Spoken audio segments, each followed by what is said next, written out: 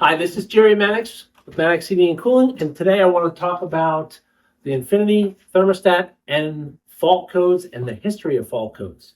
So this is a very sophisticated thermostat, and the Infinity system is very sophisticated. It's almost like a black box for your heating and air conditioning system. We can find out when we go in to service a unit, we can by accessing the fault code see what happened, when it happened, and what the conditions were when it happened.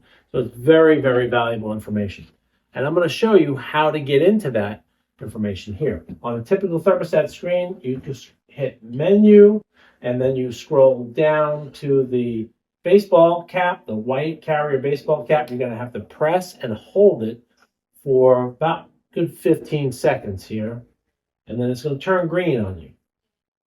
And just press and hold. And this is not in the installation or the owner's manual. This is kind of a dealer only way of getting in here. So once you're into this mode, this is the dealer mode and setup.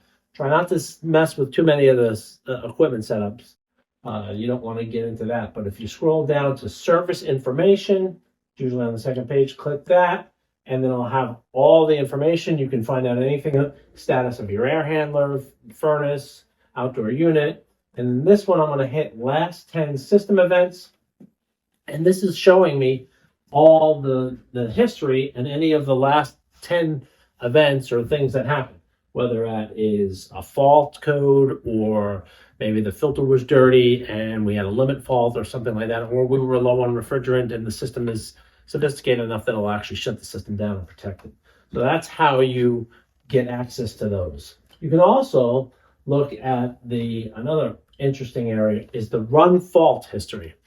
This is very valuable when we're trying to do a diagnostic on a system. When you click the run fault history, you'll get into, on this particular system, it's a heat pump, so there's a fan coil and a outdoor unit, and we can look at run times, cycle times for each piece of equipment.